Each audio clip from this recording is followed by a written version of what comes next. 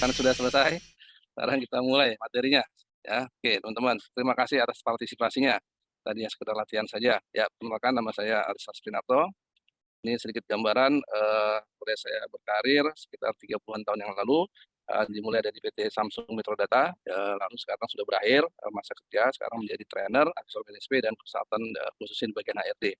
Jadi di bawah juga ada LinkedIn saya dan juga ada kontak saya, ya. Silakan detailnya bisa lihat di LinkedIn saya secara detail, ya.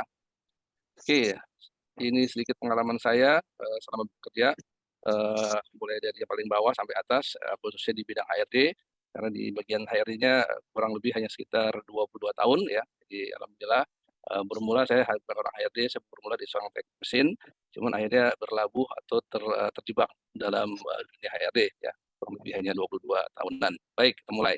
Kita lanjut. Oke, lanjutnya adalah siklus karyawan, ya.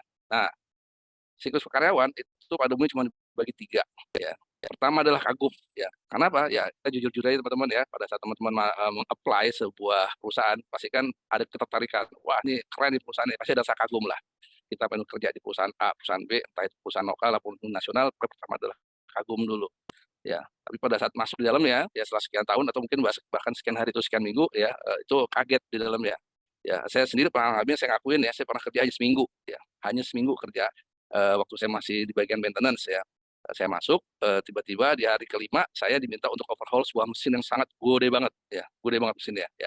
Terus saya tanya ke pimpinan, Pak, mana buku manual book-nya, ya. Saya ingin saya pelajari dulu nih, pada saat nanti saya bongkar-bongkar jangan sampai ada kelewatan. Entah saya dites, entah saya diapain, jawabannya adalah, oh maaf Aris, kita nggak punya manual book-nya. Nah, ini saya langsung kaget, ini perusahaan mau ngetes saya atau main-main gitu loh. Ya, saya tipe orang yang dulu waktu masih muda, ya, itu tipe orang yang nggak suka di tes aneh-aneh lah sama perusahaan. Artinya kalau kita profesional, ya oke profesional, tapi kalau hanya sekedar main-main tes-tesan saya nggak suka. Jadi di hari ketujuh saya langsung resign, ya, dengan alasan saya bilang, "Ya, ngapain Pak saya kerja, suruh bongkar mesin dia, cuman kok perusahaan nggak punya manual book-nya. Ini perusahaan apaan?" Saya bilang. Saya ngomong belak-belakan zaman dulu, ya, umur masih sekitar 27, 28 lah saat itu. Jadi mulai lagi kaget, ya, melihat situasi seperti itu.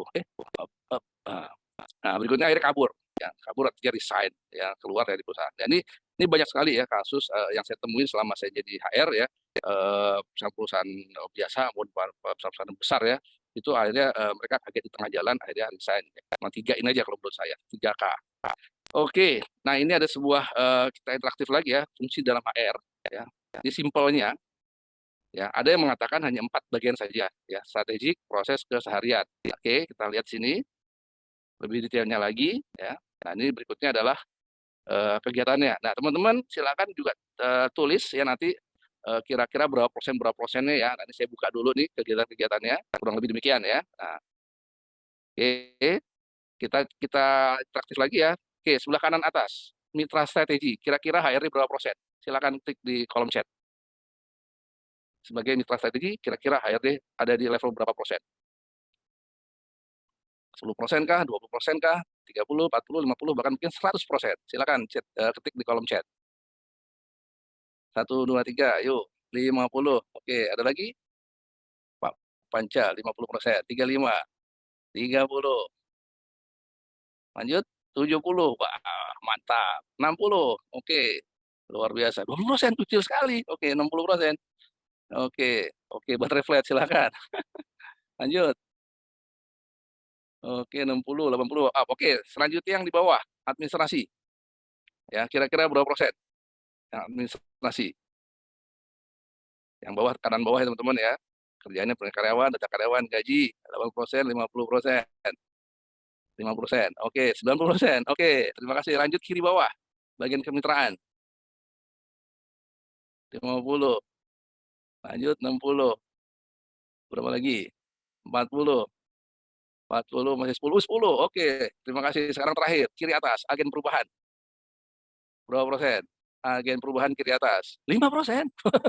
Oke, 70%, 30, 30.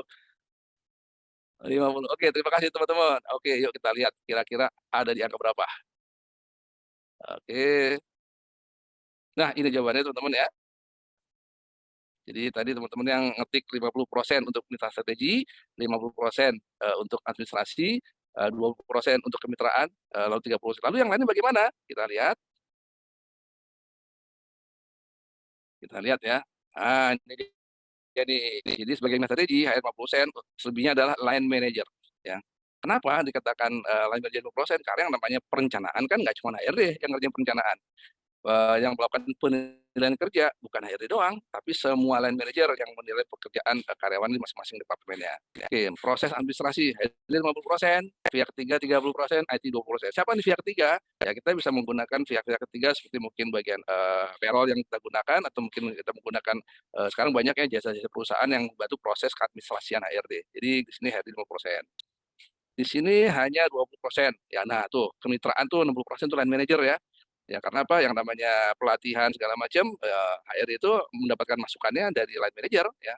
Lalu pesertanya dari karyawan. Jadi semua kegiatan itu kita harus bisa membedakan yang mana fungsi pure HRD, mana fungsi departemen yang lain ya, termasuk karyawan juga. Nah ini agen administrasi ya, HRD cuma 30% ya. Ya karena untuk merubah suatu budaya kerja ya itu juga line manager megang peranan ya, dan konsultan bila mana memang butuh bantuan. Nah ini kadang-kadang kenapa ada konsultan 30%? Gini karena teman-teman ya, berapa kali juga saya menemukan, saya masuk sebuah perusahaan yang sudah ada di Indonesia, bahkan pernah ada di Indonesia 17 tahun ya, tapi saya orang HRD pertamanya. Jadi selama 17 tahun kurang 1 hari itu nggak ada departemen HRD, adanya hanya HR staff yang dicantolkan ke dalam departemen finance. Jadi saya masuk, saya kaget dalam situasional yang perusahaan agak sedikit goyang ya. Apapun yang saya bawa, apapun teori yang saya bawa itu tidak didengar oleh manajemen ya, khususnya bukan CEO ya, tapi lebih pada partner kerja saya yang direct report ke CEO itu tidak didengar, apalagi oleh karyawannya. Siapa lo orang baru, perusahaan 17 tahun kerja aman-aman aja.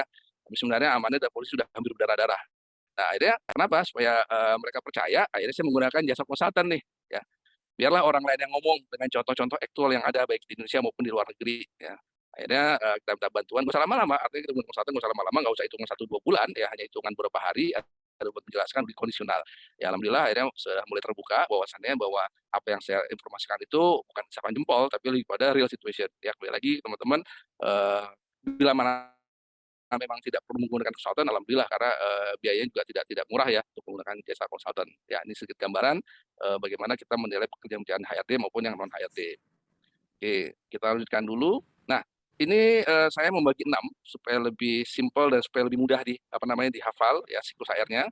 Kurang lebih seperti ini ya. Jadi pertama adalah perencanaan ya dan penerimaan, lalu ada pengembangan pelatihan, jadi orang kita terima, setelah masuk kita kembangkan, kita pelatih, lalu setelah bekerja pasti orang itu minta dinilai hasil bekerjanya, lalu setelah dinilai akhirnya minta dibuat programnya ya, karirnya bagaimana, promosinya bagaimana, lalu ada pengakuan CNB-nya tentunya udah kerja sekian tahun, menjabatkan sekian tahun, tentunya akan ada perbaikan di CNB-nya, lalu akhirnya terakhir PHK ya, hubungan industrial. Nah ini nanti nih kita lihat nih kok kenapa tulisannya PHK.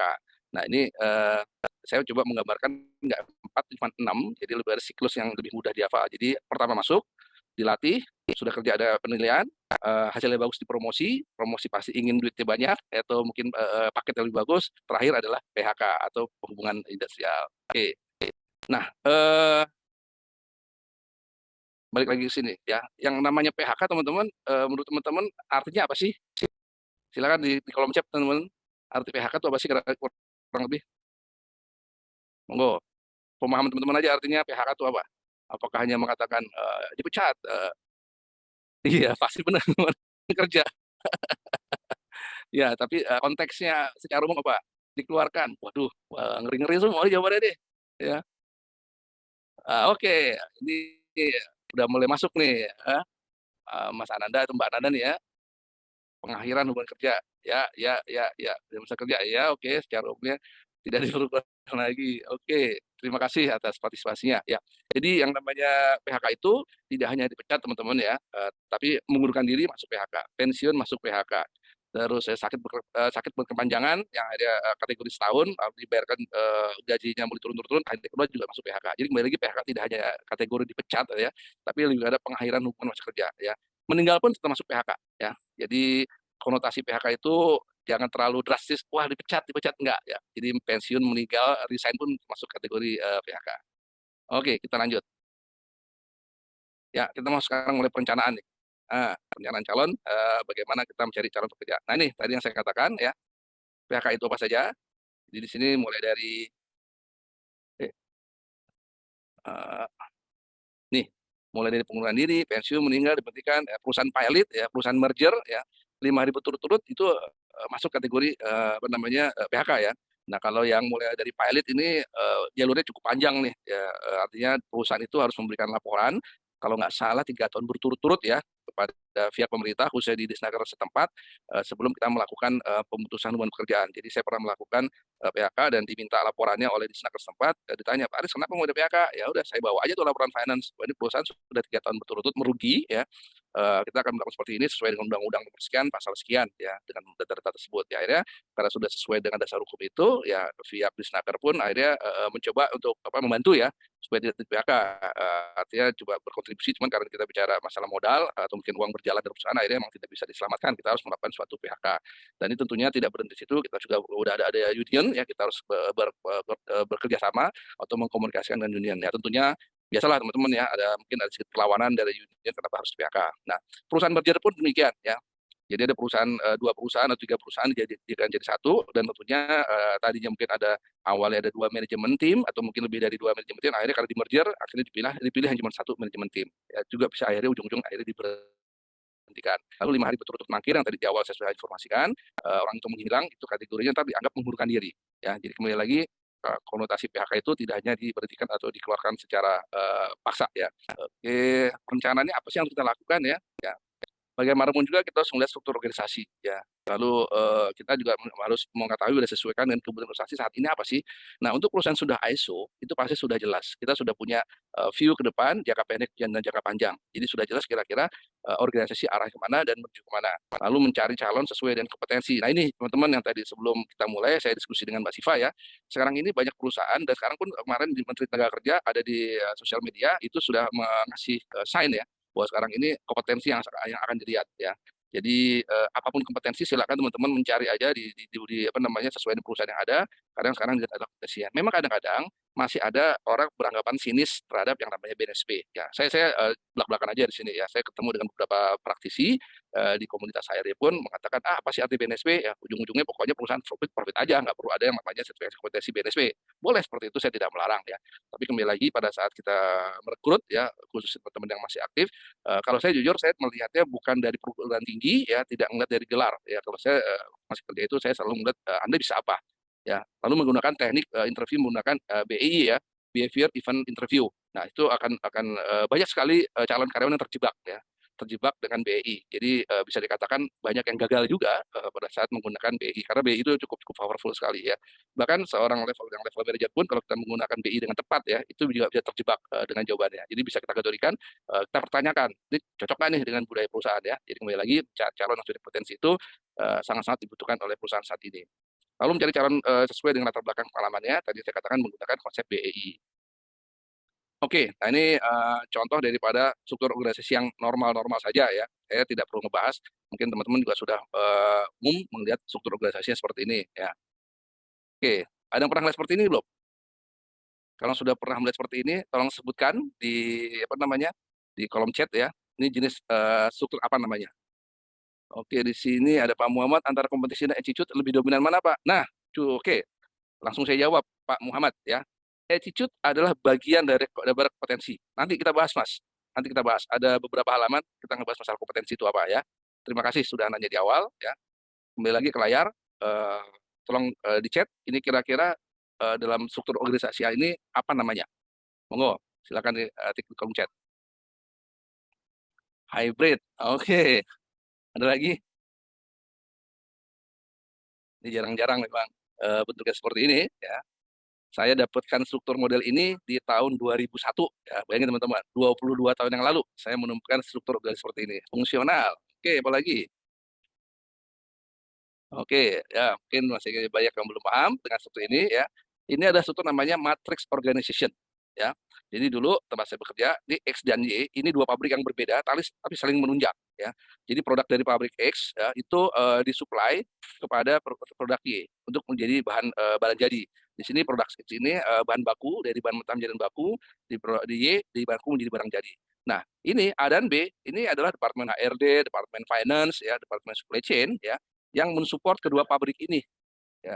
Jadi di pabrik ini yang di X sama Y ini hanya isinya orang operation doang ya. Sementara yang A, B ini atau mungkin C ditambah ya, itu yang bersifat supporting yang wajib melayani dua pabrik ini. Jadi ini kita sebut namanya matrix organization. Oke, kita lanjutkan lagi dulu ya. A dan B mendukung SY ya, sebut matrix organization.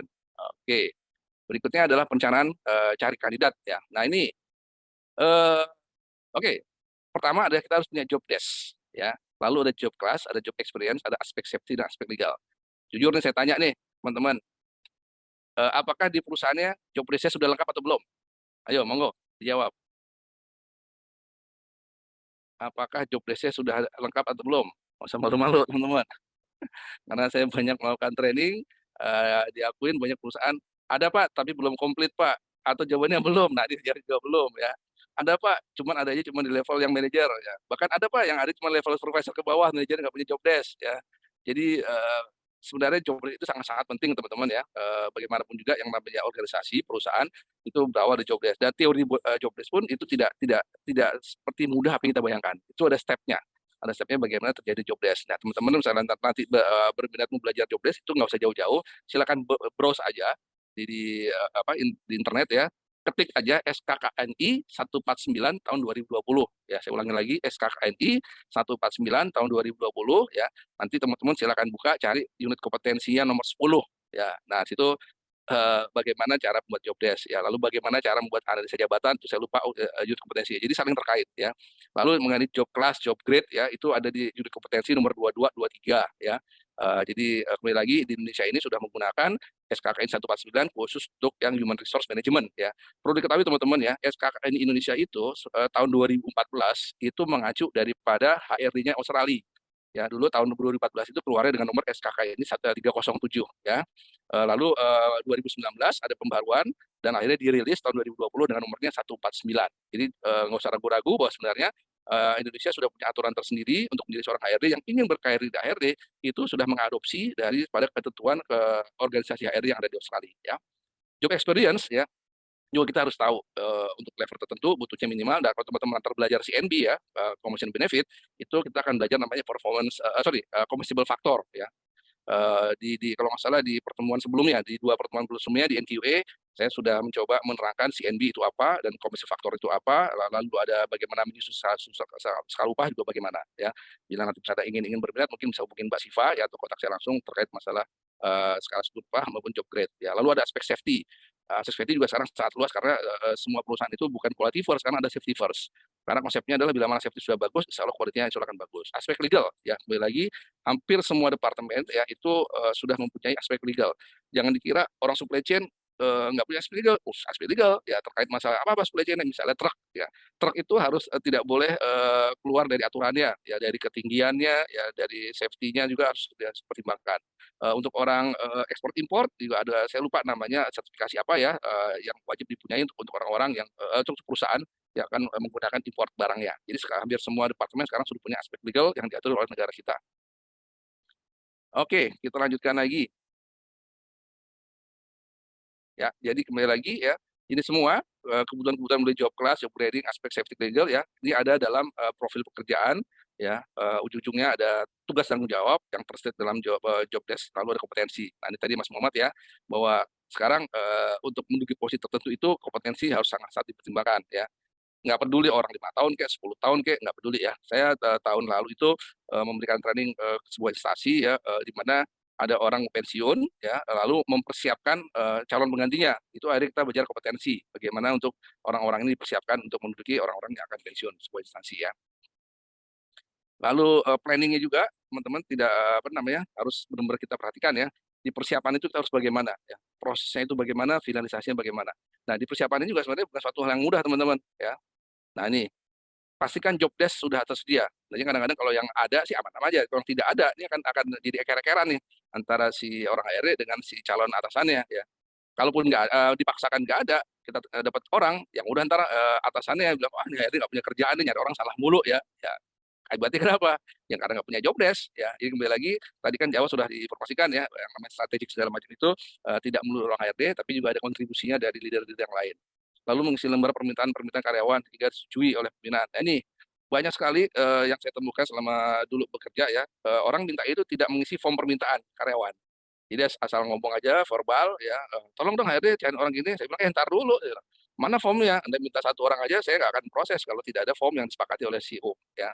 Lalu posisi baru, atau mencari pengganti, nah juga itu harus jelas di master plan-nya, yang manpower plan, ya di akhir tahun kita harus duduk bersama-sama, kita harus tahu nih yang mana posisi baru, mana mencari pengganti baru ya. Di luar project, kalau project itu, kita, tidak dalam MPP ya, project itu satu proses di luar MPP, karena biasanya project itu hanya cuma 3 bulan atau 6 bulan. Di sini posisi baru atau mencari pengganti adalah yang sifatnya annual base ya.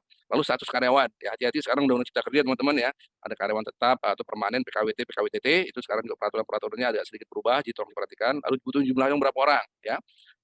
Jumlahnya 1 atau 2 jam itu tergantung dari kebutuhan ke karyawan perusahaan saat itu. Dan tadi kita bahas berapa sih turnovernya, apakah 5%, apakah 10%. Terencana atau tidak, nah ini ada hubungannya terhadap masalah MPP tadi ya. Nah, ini kurang lebih seperti inilah proses simpelnya ya. Mencari kandidat, seleksi dokumen, interview dan tes lainnya, cek referensi kandidat, penawaran paket. Oke, teman-teman ya. Saat interview dan tes lainnya ya, saat interview, apakah ada yang punya pengalaman eker-ekeran atau apa namanya? Bersih tegang dengan HRD, dengan atasan ini terkait waktunya. Ayo, HRD sudah capek-capek bikin jadwal, sudah ngundang kandidatnya, tiba-tiba calon atasannya, "Mohon maaf HRD." Asli. Oke ya. Jadi sering menemukan artinya sudah dijadwalkan, tiba-tiba atasannya, calon atasannya dengan santai, "Maaf saya ada kegiatan bla bla tolong diatur." Pas sudah bilang, "Aduh saya lupa." Wah itu, itulah suka duka di HRD. Jadi kembali lagi teman-teman ya, dan, teman-teman yang mungkin HRD tolong pengertiannya ya. Jadi untuk keberhasilan proses ini kerjasamanya sangat-sangat, ditingkatkan. Oke ada pertanyaan? Cek referensi dengan cara tanya ke mantan atasan, ya betul, cek referensi, salah satunya bisa melalui headhunter ya, atau bisa ke atasan sebelumnya juga, silakan ya. Boleh ke teman juga silakan. Jadi bagaimana kita enjoy-nya aja seorang HRD memilih metode yang mana, tapi memang yang sering adalah cek ke mantan atasan yang dahulu ya. Oke, jadi kembali lagi, bahwa proses ini tidak melulu orang HRD, tapi juga ada kontribusi dari departemen yang lain. Nah ini kembali lagi mencari, finalnya, bagaimana sih finalnya? Tentunya ada tantangan perjanjian kerja ya, ada offering dulu ya, lalu ada perjanjian kerja. Nah, hati-hati pada saat kita memindahkan apa yang jadi di offering ke dalam perjanjian kerja ya. Itu, kalau kita nggak hati-hati ya, itu ada aja yang kadang-kadang miss atau terlewatkan. Ya, jadi kembali lagi teman-teman yang admin ya, yang masih, artinya masih diminta tolong oleh atasannya dari offering menjadi, perjanjian kerja, itu ekstra hati-hati dalam memindahkan apapun yang ada di offering letter, yang akan ditandatangani oleh masuk ke dalam perjanjian kerja ya. Lalu menyiapkan sarana dan prasarana untuk bekerja. Nah ini kembali lagi nih, saya pernah kerja di sebuah perusahaan asing, tahun 97 ya, 97 loh teman-teman ya, tahun 97. Saya saat itu masih direkrut masih sebagai seorang engineer ya, belum apa-apa, belum supervisor, masih seorang engineer. Seminggu sebelum masuk ya, dulu handphone sudah mulai ada ya, saya ditelepon oleh, sekretaris si bos, tanya, "Pak, nama Bapak lengkap tolong ya ditulis, lalu, perlu jabatan perlu titel nggak?" "Loh ini buat apa?" "Buat kartu nama." Bayangkan, sebelum join perusahaan, saya sudah dibukakan perusahaan asing untuk akan dibuatkan sebuah kartu nama, ya. Jadi, itu salah satu pelayanan yang menurut saya sampai detik ini, itu mengena di saya. Jadi pada saat saya menjadi orang HRD, itu saya selalu meminta pada staf teman-teman ya, staf saya langsung bilang, "Oke, siapkan dulu atributnya kira-kira apa, kapan orang ini masuk." Saya pengen orang yang masuk dari pertama sudah mendapat kartu namanya, khususnya misalnya orang finance, orang marketing, yang kira-kira akan berhubungan dengan dunia luar, jangan sampai mereka dari pertama belum punya nih atribut buat bekerja. Ya bahkan untuk masalah, laptop segala macam, itu saya biasanya, bahkan kalau laptop biasanya sebulan atau mungkin 3 minggu sebelum mereka dia masuk, saya langsung, minta dipersiapkan ya. Karena biasanya kan orang resign itu sebulan di Undang-Undang 13 katakan sebulan. Jadi artinya pada saat sudah penandatanganan offering, sudah setuju, itu berarti argonya sudah jalan untuk mempersiapkan sarana dan prasarana untuk bekerja. Lalu ada induction program. Nah ini juga nih kadang-kadang induction program ini hal yang penting, cuman kadang-kadang tidak dianggap penting oleh, atasan yang baru, yang tiba-tiba hari pertama langsung dipanggil, "Oke karyawannya mana untuk bekerja?" Ya. Lalu ada probation ya atau kontrak, kalau probation itu karyawan yang tetap, kalau kontrak. Sekarang kita masuk kepada pengembangan, ya. Nah, tadi ini teman-teman banyak yang dari training, bagian development. Nah, kita akan mulai masuk ya ke bagian pelatihan, ya. Intinya cuma 4 ya. Kita punya ada analisa, ada perencanaan, ada pelaksanaan, ada evaluasi ya. Ini, simple prosesnya. Mungkin teman-teman nanti, kalau, lebih lebih keren lagi ya, silakan baca, Kirkpatrick ya itu pada saat kita mengevaluasi ya, itu bisa menggunakan konsep ketika kita mulai dulu misalnya nah ini contoh yang pernah saya lakukan di beberapa perusahaan ya selama saya bekerja. Jadi saya mengkategorikan dulu nih yang namanya pengembangan karyawan ya. Mulai dari kebutuhan bisnis saat ini sampai kebutuhan bisnis masa depan ya. Di sini yang paling atas ya ada people review ya, lalu ada prosesnya, bisa melihat masing-masing kotak ini ya. Lalu ada panah balik lagi ya. Lalu di sini ada pemimpin masa depan. Ini lebih pada untuk proses-proses yang high potensial maupun yang succession plan ya. Jadi untuk yang calon-calon pemimpin masa depan itu saya menggunakan yang di atas ya. Lalu yang di bawah ya ini lebih pada kebutuhan ya, lalu ada training authorization, lalu ada ini tulisannya rencana pelatihan, langsung ada perkembangannya, lalu di review, lalu catatan pelatihan. Jadi kebutuhan-kebutuhan pelatihan terkait masalah kompetensi, terkait masalah legalitas, ini masuk yang di proses yang di bawah. Jadi ini proses ini yang simple yang pernah saya lakukan. Berikutnya juga ini ada lagi ya, kinerja karyawan. Nah, ini misalnya performance appraisal KPI, kita juga bisa membuat satu training analysis dari hasil kinerja karyawan ya. Kita lihat nih yang namanya KPI, mungkin satu orang punya 5-6 posisi, 5-6 poin. Kita lihat poin mana yang kira-kira jelek, itu yang menjadi tolak ukur untuk melakukan yang namanya TNA. Berikutnya lagi macam-macam pelatihan ya. Ya, ini ada peningkatan keahlian yang namanya hard skill, peningkatan kemampuan soft skill, tindakan perbaikan penilaian kinerja, lalu ada kebutuhan karena legal, ada terkait pengalaman. Nah, ini macam-macam pelatihan. Ini saya memberikan yang 5 ya, yang umum. Mungkin teman-teman apa namanya punya yang lain ya. Ada juga yang namanya analisa penelitian karena mungkin untuk menghibur karyawan ya. Itu silakan ya, itu boleh-boleh saja. Karena kenapa buat menghibur ya? Itu buat retensi karyawan ya, karena mungkin belum ada posisinya ya untuk orang itu akhirnya ya udahlah nih orang ini kita kasih hadiah dulu buat jalan-jalan. Itu mungkin ada seperti itu perusahaan ya memberikan satu hadiah training di sebuah negara atau sebuah daerah untuk retensinya. Ini balik strateginya. Nah ini maaf, maaf. Nah ini mungkin proses step-step ya bagaimana membuat training ya. Mulai dari atas nomor 1 kita mengatakan ada form skill training. Jadi kita harus punya skill matrix dulu itu akan lebih baik ya. Karena bagaimanapun juga kita harus tahu dulu dia sampai mana skillnya ya.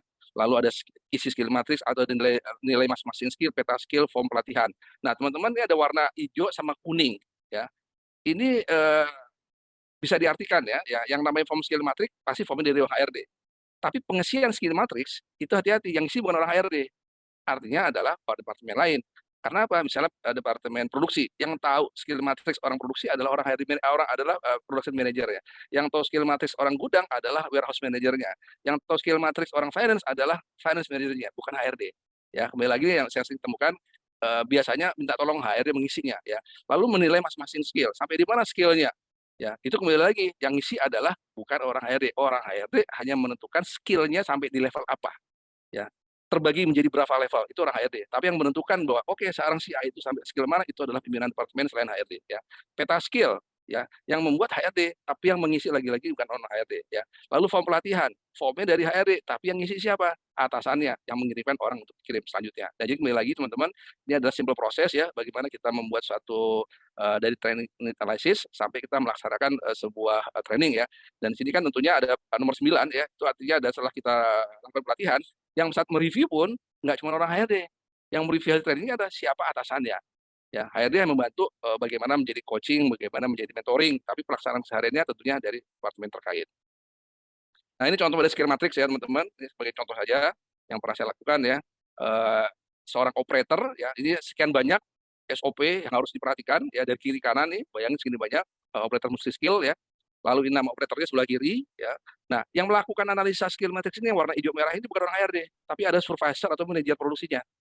Ya, kita bisa lihat ya. Oke, yang hijau berarti sudah bagus nih. Yang merah berarti mereka masih belum lulus dari kategori masing-masing SOP ini. Nah, pada saat butuh pelatihan, baru dengan data yang ini, mereka datang ke tim HRD, tolong dong Pak Aris setting training ini buat orang ini. Nah, tapi dengan catatan kita dapatkan ini sudah matang dari departemen terkait ya. Bisa dari orang HRD, bisa dari orang dari produksi, bisa dari orang dari supply chain dan selanjutnya. Oke, berikutnya klik lagi. KPI ya. Nah, ini juga nih kembali lagi. Yang buat form KPI benar orang HRD ya, tapi mulai dari pengisiannya atau KPI-nya, bahas KPI-nya di warna kuning ini adalah bukan orang HRD tapi atasan masing-masing karyawan ya. Jadi kembali lagi di sini saya menjelaskan bukannya HRD lepas tangan, tapi coba memberikan suatu gambaran bahwa tidak semua kerjaan itu yang melakukan oleh HRD, tapi juga atas bantuan departemen lain. Sesuai tadi yang di awal tuh, yang ada 4 kuadran ya. HRD cuma 50%, yang lainnya 50%. HRD cuma 30%, yang lainnya lebih dari 30%. Jadi menggambarkan bahwa dinamika pekerjaan itu tidak melulu orang HRD yang menentukan ya. Meskipun dalam dalam pengertian orang-orang, contohnya pelatihan itu pasti akan orang HRD yang melakukan ya. Berikutnya pelatihan. Nah, ini bagian apa saja yang membutuhkan pelatihan ya. Saya langsung jawab saja di sini. Bagian hubungan industrial ini sudah pasti. Saat ini yang namanya Undang-Undang Cipta Kerja itu sangat dibutuhkan. Lalu bagian finance ya. Lalu bagian supply chain, bagian finance bagian masalah tax, bagian supply chain masalah ekspor impor, bagian safety banyak sekali masalah safety, bagian marketing masalah S&D dan selanjutnya. Karena ini bagaimanapun juga untuk perusahaan-perusahaan yang taat hukum ini harus selalu sesuai dengan legal yang diatur oleh peraturan di Indonesia ya. Jadi banyak sekali. Nah ini yang tadi saya katakan ya, pelatihan ya, pengalaman untuk diberikan hadiah ya, pelatihan untuk dia memperkaya apa namanya, memperkaya maaf, sensitif banget ininya mau saya. Nah, untuk memperkaya pengalaman artinya dia studi banding dengan perusahaan mungkin sister company yang ada di negara lain buat mempelajari bagaimana siklusnya ataupun bagaimana membenchmark proses-proses yang ada di sister company. Lalu ada pengalaman dia, contoh lagi, nah, studi banding ya, penugasan sementara, ya hitungan ini 1 bulan ya. Artinya kembali lagi untuk mempertahankan bahwa sebenarnya orang ini bagus nih, tapi belum kita bisa promosikan karena belum ada posisi kosong. Ada perusahaan memikirkan masa depan, dibuatkan sebuah budget khusus untuk mempertahankan orang-orang ini tidak kabur. Oke, sesi kedua sudah selesai, kita sudah masuk ke KPI nih. Nah, oke, kinerja karyawan ya. Yang namanya kinerja itu lebih juga apa namanya, konsepnya adalah PDCA juga ya teman-teman ya, mulai dari rencana kerjanya bagaimana, lalu bahan kinerja bagaimana, kinerja bagaimana, lalu perbaikan bagaimana. Ya jadi kembali lagi di BNSP pun ada untuk level-level bagaimana kita menjadi seorang ahli KPI, dan ada juga untuk level manager bagaimana membuat turunan KPI dari strategik perusahaan menjadi KPI, yaitu dinamika sekali ya, setiap perusahaan itu punya cara masing-masing. Oke, kita lanjutkan lagi ya. Nah ini singkat cerita ada sebuah IPO ya, ada input proses output ya, di mana kita bicara apakah sudah memiliki prasyarat SDM, lalu apakah sudah memahami harapannya, ya, lalu kita bicara masalah apakah mau atau mampu desain organisasi, jenis pekerjaan, motivasi, pengetahuan, kita menjadikan gabung menjadi kinerja ya. Lalu kita lihat apakah ada hambatannya, apakah waktu terbatas ya. Nah ini juga ada modul workloading analysis ya. Nanti mungkin di 2 bulan ke depan akan kita bicara masalah workloading analysis, bagaimana kita menghitung workloading analysis supaya orang-orang itu tepat pada posisi yang tepat, tidak mengatakan bahwa saya selalu overload atau bagaimana. Nah, itu ada pembuktian secara ilmiah. Lalu outputnya adalah apakah dampak dari kinerja ya, pengerjaannya, penghargaannya bagian yang positif atau dampak negatif daripada output hasil kerja itu sendiri. Oke, selanjutnya bagaimana pengukuran KPI, ada evaluasi, ada cara perbaikan sama tindakan. Ya, ini lagi-lagi PDCA. Karena namanya KPI itu kalau nggak dievaluasi nggak ada gunanya ya. Jadi kembali lagi evaluasi itu tergantung pada KPI-nya. Kalau produksi bahkan KPI itu bisa per shift ya. Kalau misalnya ada 1, 2, 3, supervisornya itu harus mengevaluasi bagaimana kinerja prosesnya. Kalau yang bisa biasa saja, misalnya mungkin HRD mungkin hanya bisa melihatnya per bulan, karena memang tingkat detail KPI-nya selalu berbeda setiap masing-masing departemen. Dan ini mungkin nggak perlu saya bahas secara detail ya, teman-teman sudah paham yang namanya smart itu, KPI itu harus smart ya. Mungkin ada lagi terminologi tambah C belakangnya, jadi smart C. Ya, C itu ada singkatan daripada konsisten ya. Jadi boleh smart ditambah dengan C ya, karena untuk menjadi konsisten itu sangat-sangat sulit sekali ya. Yang ada seperti roller coaster, naik turun naik turun naik turun ya. Tapi untuk menjadi konsisten itu sangat-sangat sulit ya. Nanti akan berhubungan dengan masalah kompetensi juga si ujungnya. Nah, ini gambaran daripada KPI juga ya. Ini contoh-contoh ya bagaimana membuat KPI secara smart isinya ya. Jadi di sini ujung kiri saatnya apa ya, di sini penjabarannya ya, lalu ada targetnya. Nah, ini semua harus smart nih. Tidak boleh tiga. Jadi jangan cuma bilang oke, produksi naik 15% ya. Quality turunin 5%, finance naikin profit 30%. Wah, itu bukan KPI, itu namanya doktrinisasi ya. Kalau kita bicara KPI tidak seperti itu. Jadi misalnya profitable naik dari 1 Januari 2022 sampai 30 Desember 2022, mulai dari 1% menjadi 3% profit ya. Dari produknya apa, dari prosesnya apa. Ini terus jelas sekali ya. Jadi benar-benar KPI itu memungkinkan juga kita merefleksi tahun sebelumnya. Jangankan naik 10%, orang naik 5% aja nggak pernah, tiba-tiba kan naik 10%. Berarti kan nggak relevan ya. R itu relevan. Jadi penentuan angka presentasinya pun, kenaikannya berapapun itu harus menerjemahkan historical daripada sebelumnya ya. Nah, ini contoh-contoh lagi bagaimana kita memonitor KPI ya. Di sini ada bobotnya, ya di sini ada target segala macam, lalu di bawah itu ada hasilnya ya. Hasil bobot itu pasti 100%. Jadi pas kita jabarkan ke masing-masing KPI, itu kita lihat berapa. Nah, pengalaman saya ya bekerja di beberapa perusahaan itu KPI itu paling banyak tuh 5 ya. Paling banyak tuh 5. Tapi ada perusahaan itu karyawannya KPI-nya 17. Ya, bayangkan teman-teman, 5 aja udah pulangnya udah susah, apalagi 17. Saya tanya, kenapa 17? Ya Pak, sesuai dengan job desk. Loh kan ini ada beberapa KPI yang memang sudah running well, artinya sudah secara otomatis sudah bagus. Kenapa selalu dimonitor? Jawabannya simpel. Iya Pak, kalau nggak ditulis dan tidak dimonitor, orang itu tidak mau mengerjakan. Ya, nah ini kembali lagi budaya bagaimana orang bekerja ya benar-benar harus saklek sesuai dengan job desk atau benar-benar tetap ada di job desk tapi karena sudah pelayanannya sudah pekerjaan sudah otomatis bagus ya kalau perusahaan sudah profesional ya kita monitor juga gitu loh ya karena itu bagian pada tuntutan pekerjaan jadi seperti itu. Nah ini kembali lagi orang sudah KPI nilainya bagus tentu ingin promosi ya. Nah promosi ini kita harus tahu nih 5 tahun kita mau jadi apa. Ini kadang-kadang orang tanya kamu jadi apa bingung garuk-garuk kepala. Nah tapi ingat yang namanya promosi itu yang melalui jalur apa itu banyak jalurnya ya. Nah, ini ada jalur high potential, ada succession plan, ada manajemen trainee, ada prince and princess. Berikutnya, nah ini kita memonitor bagaimana kesiapan orang-orang yang akan kita promosikan, ya. Artinya succession plan. Kita bisa monitor dari masalah performance, ya, dari masalah potensial sama readiness. Ya, ini kembali lagi salah satu contoh yang digunakan yang pernah saya gunakan, ya. Tapi banyak perusahaan menggunakan yang lain juga silakan. Jadi penggunaan penilaian karyawan menggunakan Inbox, menggunakan model seperti ini, succession map menggunakan tiga R, dua P, satu R ya, itu kembali lagi kepada budaya perusahaan ya. Pengakuan, compensation and benefit. Nah ini ya. Satu pertanyaan, apa yang membedakan antara tunjangan tetap sama tidak tetap? Apa kira-kira yang membedakan? Tunjangan tetap sama tidak tetap. Hanya satu kata. Apa yang membedakan? Ya, betul sekali Pak Jaya. Yang membedakan adalah kehadiran ya. Jadi panjang-panjang ceritanya segala macam, yang namanya tetap dan tidak tetap, bedanya kehadiran ya. Tetap intinya orang itu mau cuti, orang itu sakit kayak sampai tadi tanya misalnya sakit itu 3 bulan, kalau dia punya tunjangan tetap wajib dibayar. Ya tidak boleh tidak ya. Tidak tetap itu berhubungan dengan kehadiran ya. Nah ini sedikit banyak teman-teman yang buat di payroll ya. Di undang-undang masalah payroll, seingat saya untuk biaya UMR itu boleh pecah menjadi 80-20. Jadi misalnya 4 juta UMR ya, maka yang dibayarkan secara tunai yang tetap itu gaji pokoknya adalah 80% dari 4 juta. Nah, yang 20% ini bisa menjadi tunjangan. Ya, itu teori pengupahan. Saya lupa di undang-undang nomor berapanya itu ada seperti itu dan diperbolehkan. Ya, jadi kembali lagi untuk teman-teman yang di payroll, ini teori ya, jujur ya teori masalah payroll atau CNB ini teori di HRD yang sangat-sangat jelimet sekali.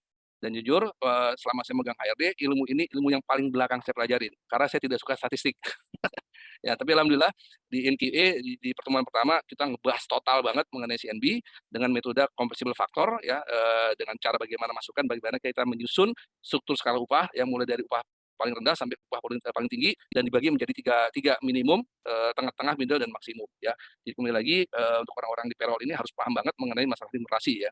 Nah, nontonnya ini banyak nih. Nah, karyawan kadang-kadang tidak mempertimbangkan bahwa biaya-biaya non tunai ini kan tidak terlihat ya, tidak terlihat artinya karyawan tidak menerima bulanan dalam bentuk cash ya. Makan tuh kita bayar, alat komunikasi kita bayar, BPJS pasti kita bayar, ada medical check up kita bayar. Jadi angka ini yang tidak diketahui atau mungkin orang tidak menyadari. Ini besar loh teman-teman ya, angka ini besar sekali. Nah ini kembali lagi ya, beberapa terkait masalah CNB. Ini luas sekali ya, bagaimana kita melakukan analisa jabatan, bagaimana kita membuat uraian jabatan, lalu bagaimana kita leveling pekerjaan yang kita namanya job grading. Nah, job grading ini banyak banyak macam, ada menggunakan skala Hay, ada menggunakan skala Mercer, ada menggunakan 6 factor, ada menggunakan compensable factor, ada menggunakan 10 faktor.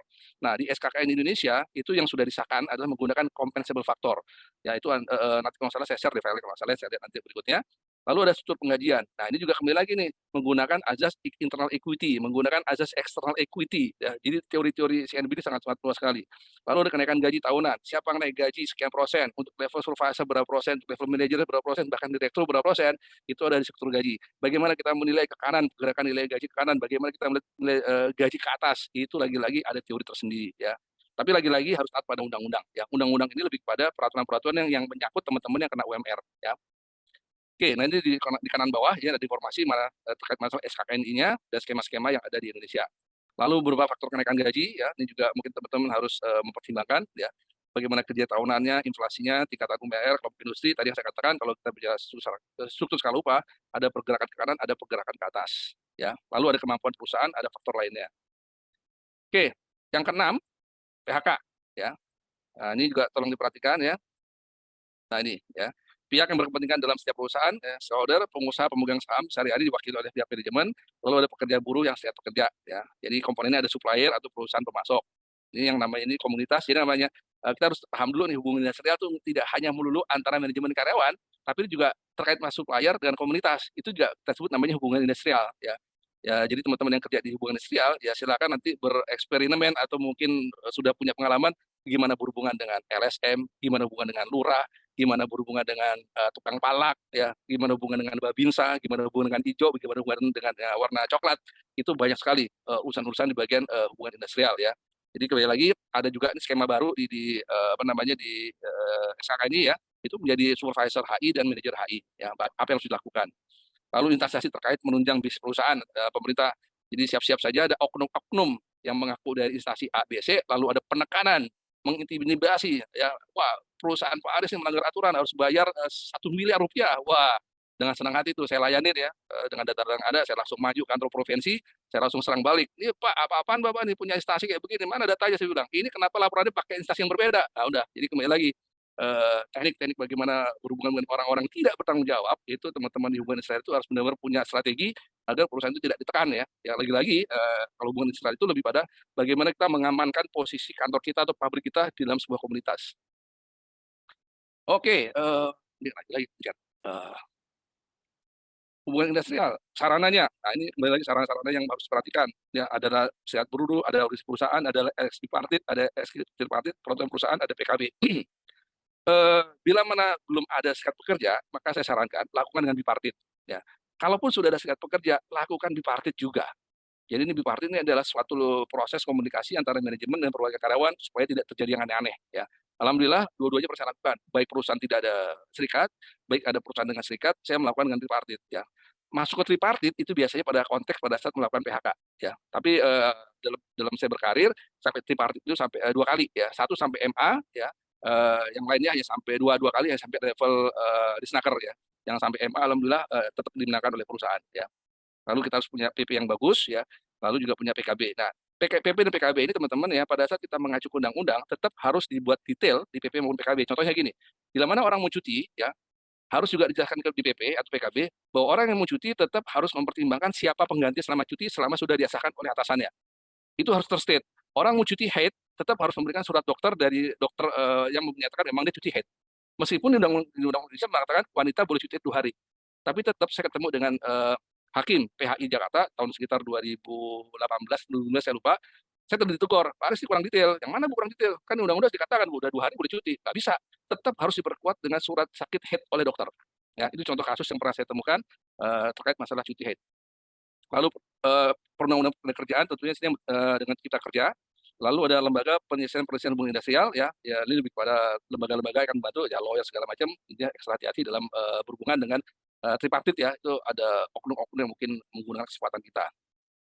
Nah ini sebagai gambaran saja posisi bipartit itu di mana, posisi tripartit itu di mana.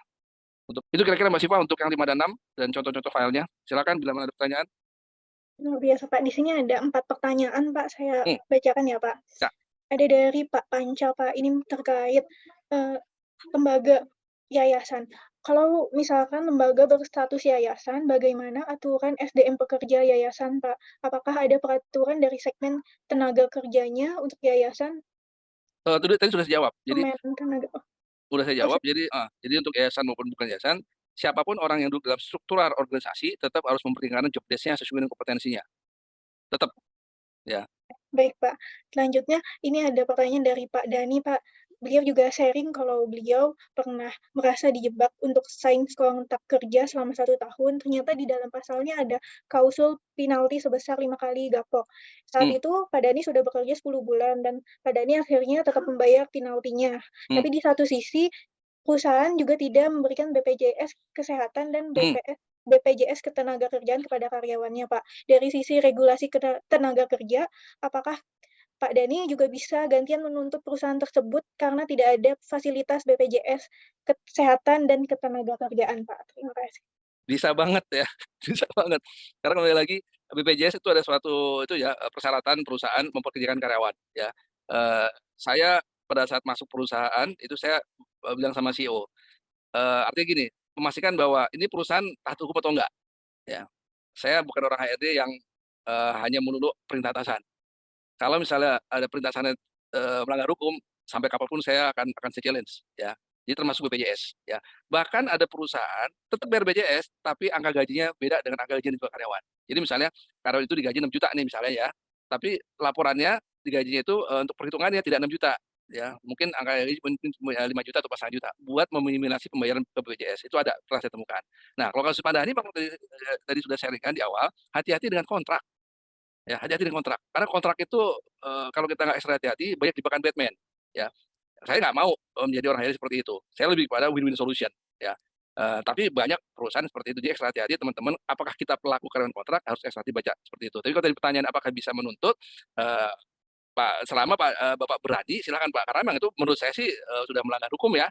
Artinya tidak melakukan BPJS pembayaran BPJS itu karena saya dimanapun kerja, even kontrak 3 bulan Pak, saya memastikan ke staf saya dan pimpinan saya tetap harus ikuti aturan.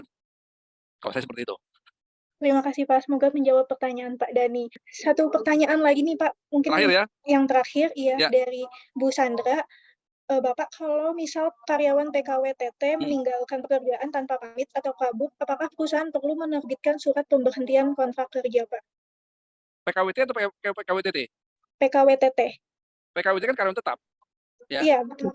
Kalau boleh saya cerita dulu Pak masalahnya. Monggo gimana? Jadi gini Pak, yang lalu itu sebenarnya karyawan ini tuh sudah bekerja selama kurang lebih 9 tahun di perusahaan kami gitu. Terus dia memang mau mengajukan resign pada bulan September tahun ini. Sudah ngasih resign ya?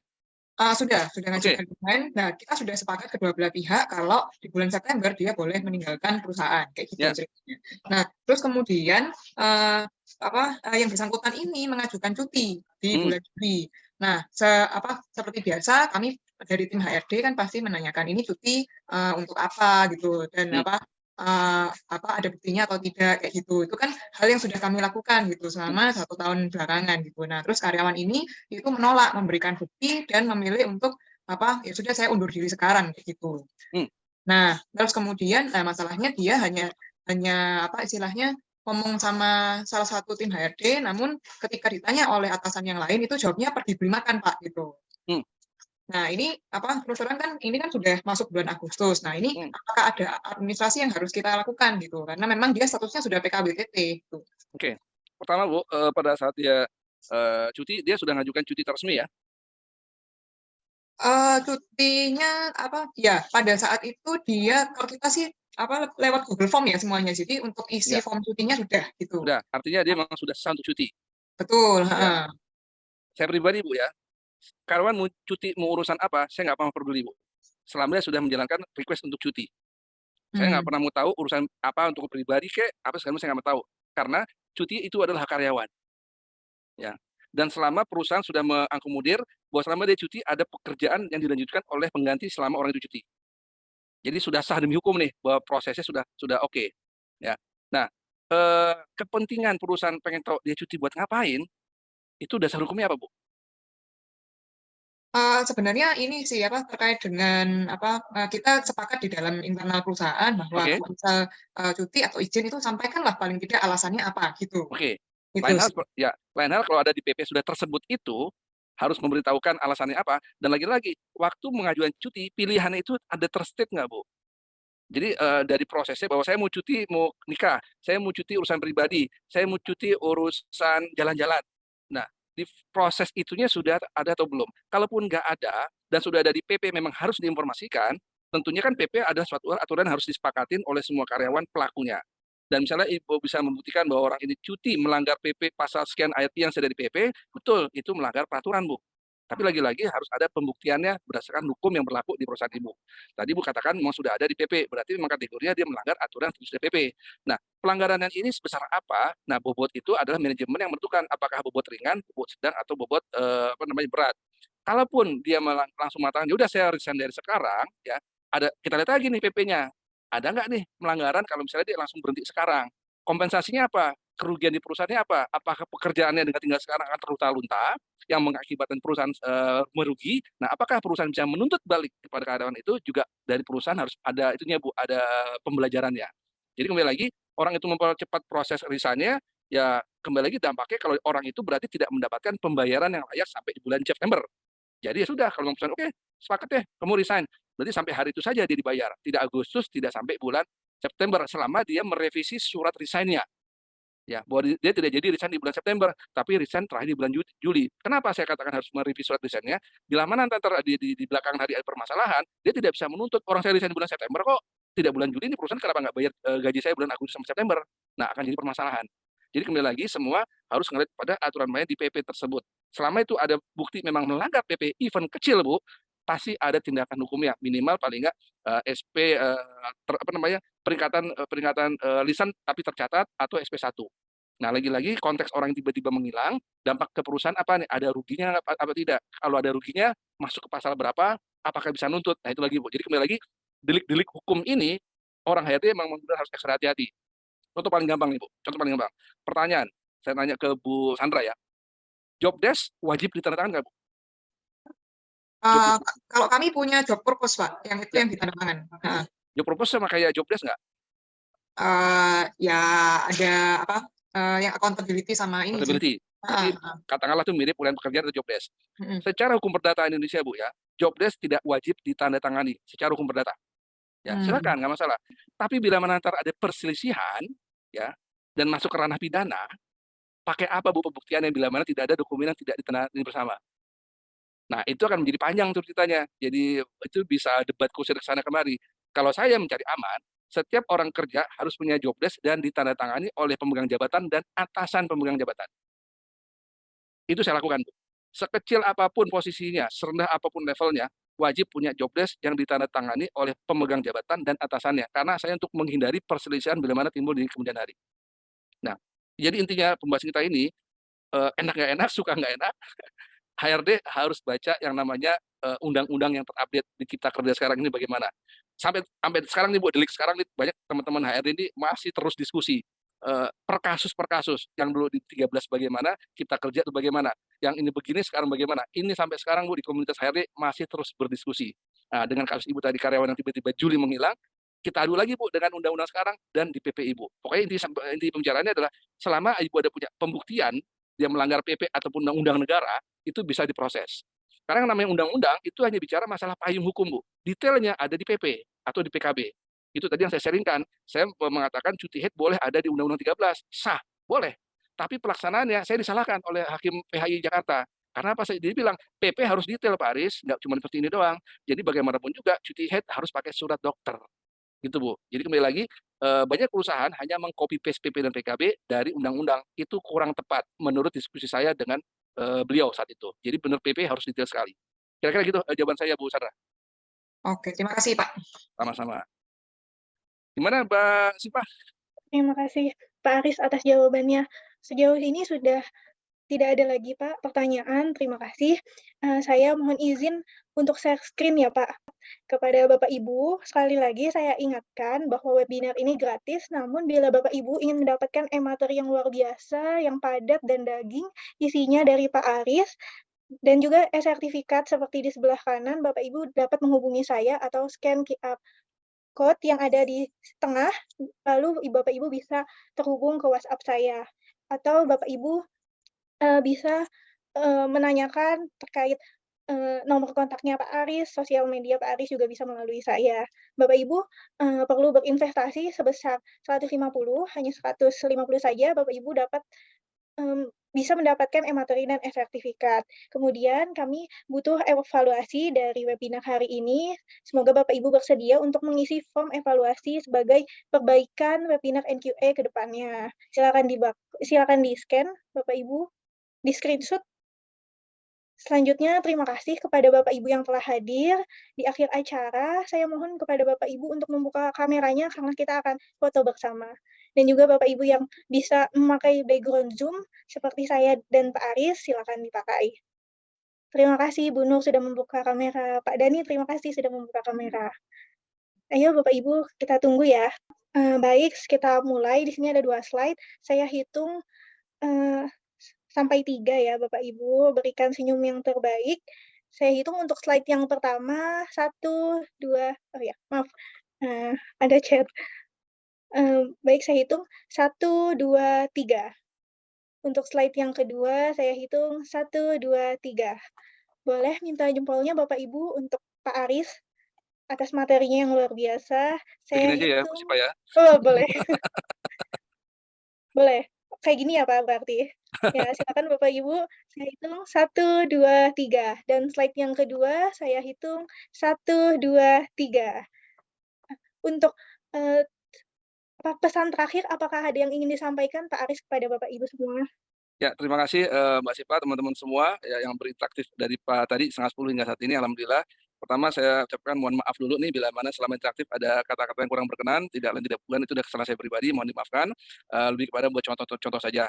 Dan kedua, terima kasih atas partisipasinya. Dan ketiga, jangan sungkan-sungkan untuk menghubungi saya atau Mbak Siva di LinkedIn. Nama saya agak susah ya, nama saya Aries ya, Rasprinarto. Rasprinarto itu di LinkedIn saya aktif ya. Kadang-kadang memang jarang buka, cuman saya selalu open mungkin setiap 2 hari sekali ya, Arya Minato, atau misalnya nomor kontak saya di Mbak Siva juga ada. Jadi kembali lagi terima kasih, semoga apa yang kita sharingkan pagi ini sampai siang hari ini bisa bermanfaat buat Bapak Ibu. Ya, terima kasih dari saya tutup. Wassalamualaikum warahmatullahi wabarakatuh. Waalaikumsalam warahmatullahi wabarakatuh. Terima kasih Pak Aris yang telah menyampaikan materinya dan juga pesan-kesannya kepada Bapak Ibu. Terima kasih Bapak Ibu semua yang telah hadir sampai akhir acara. Bila Bapak Ibu ingin mendapatkan informasi terkait webinar di NQA, Bapak Ibu bisa join ke dalam grup WhatsApp ataupun ada kami share ke grup community NQA. Sampai ketemu lagi di webinar selanjutnya. Saya mohon maaf bila ada salah kata. Wassalamualaikum warahmatullahi wabarakatuh. Saya pamit undur Waalaikumsalam. diri.